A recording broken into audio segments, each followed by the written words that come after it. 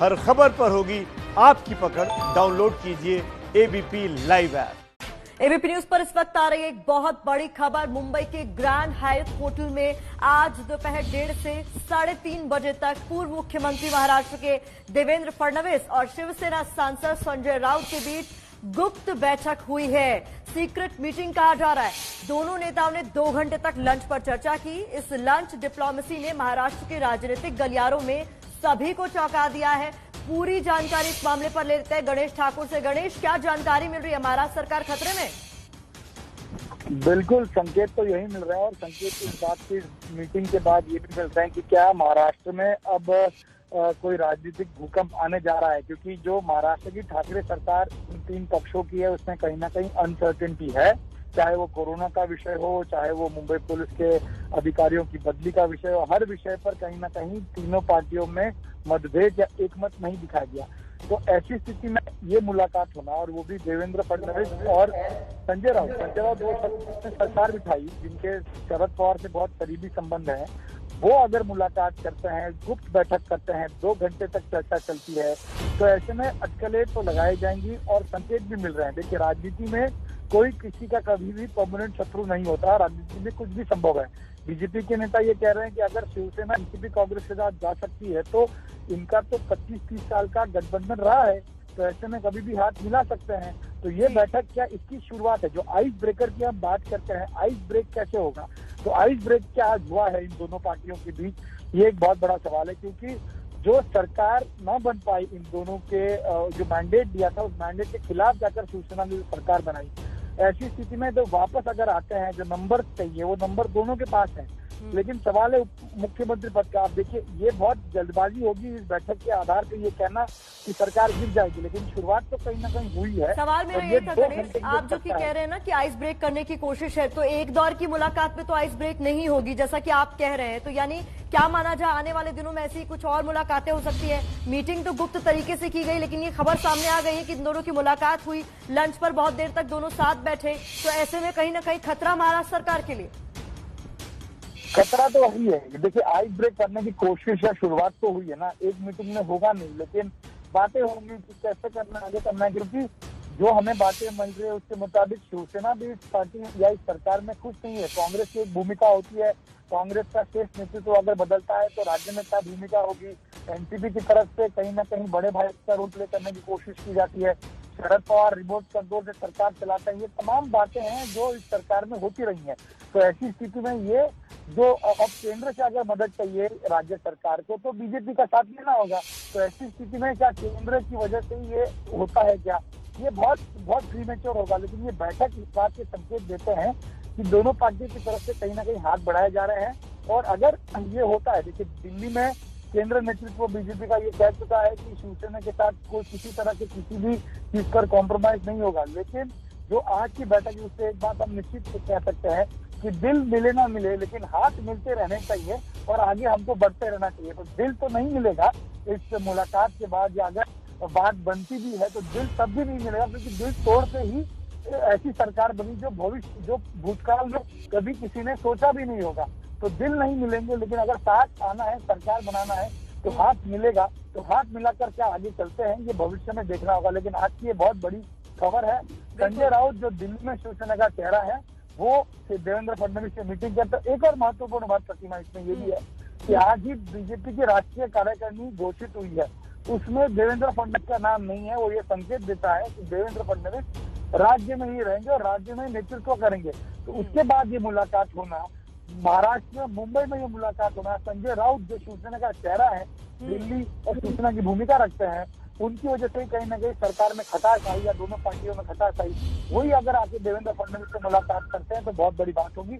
और इसी वजह से ये कहा जा रहा है कि कहीं ना कहीं ये संकेत मिल रहे हैं कि भविष्य में कुछ जरूर हो सकता है। तो इस मुलाकात को बाकी के 2 दल किस तरीके से देख रहे हैं? किसी तरीके का रिएक्शन इस पर अभी तक आपको मिल पाया है कि एनसीपी और कांग्रेस की क्या प्रतिक्रिया है इस मुलाकात पर?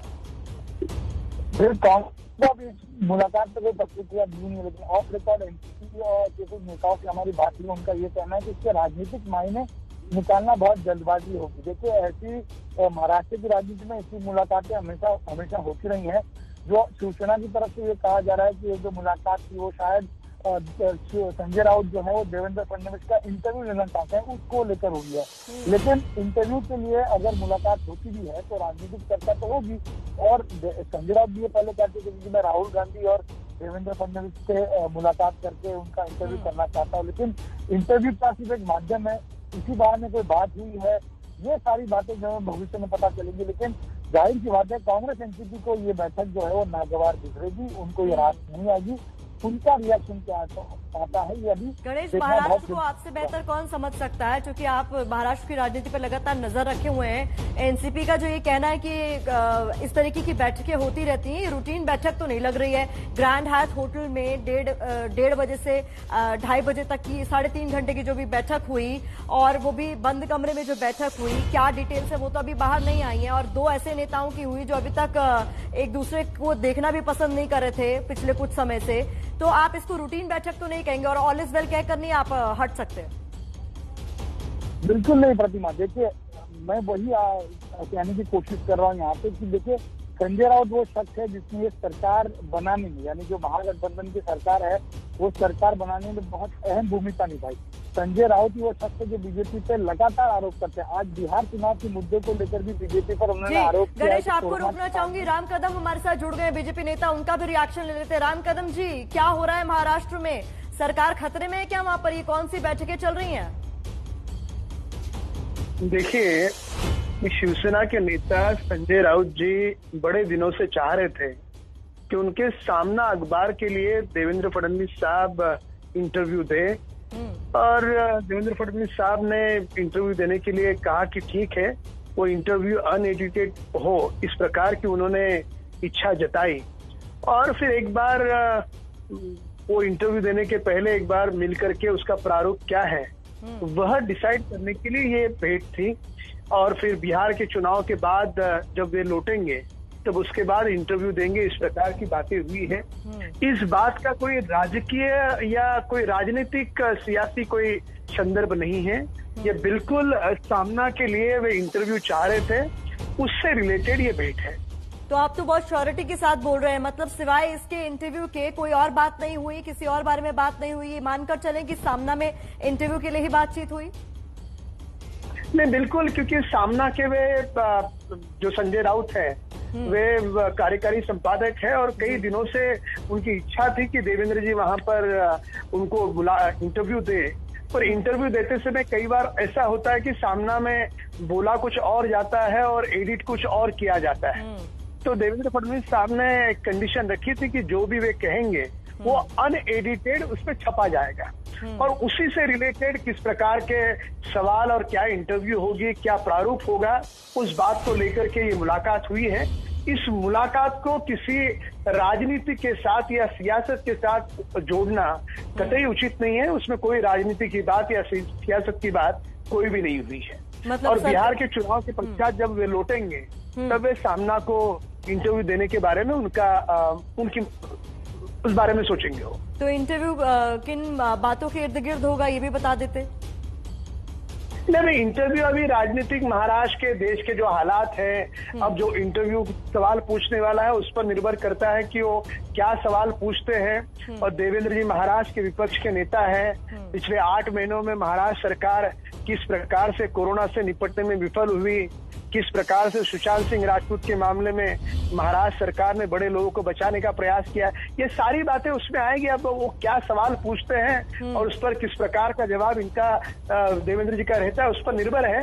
पर वही बात, मूल बात ये है कि इंटरव्यू देने के बाद शिवसेना के नेता अपने मन के हिसाब से इंटरव्यू छापे, ये न हो, वो अनएडिटेड इंटरव्यू हो। इसके लिए वो एक बैठक थी, और उस बैठक में कोई राजनीति या कोई सियासत की चर्चा नहीं। बहुत बहुत शुक्रिया राम कदम जी। तो राम कदम बीजेपी नेता, जिनका कहना है एबीपी न्यूज से उन्होंने साफ कर दिया है कि ये जो मुलाकात हुई है, सामना के लिए इंटरव्यू को लेकर बातचीत हुई है देवेंद्र फडणवीस और संजय राउत के बीच, जिसमें देवेंद्र फडणवीस ने ये शर्त रखी संजय राउत के सामने कि भाई बिना लाग लपेट के जो वो कह रहे हैं वही बातें इस इंटरव्यू में छपेगी। इंटरव्यू किस बारे में होगा इसको लेकर अभी राज नहीं खोला है, पर बीजेपी नेता राम कदम ने एबीपी न्यूज पर साफ कर दिया है कि जो ये हायत होटल में बैठक हुई है ये केवल और केवल देवेंद्र फडणवीस के इंटरव्यू को लेकर हुई है, जिसे सामना में छपना है।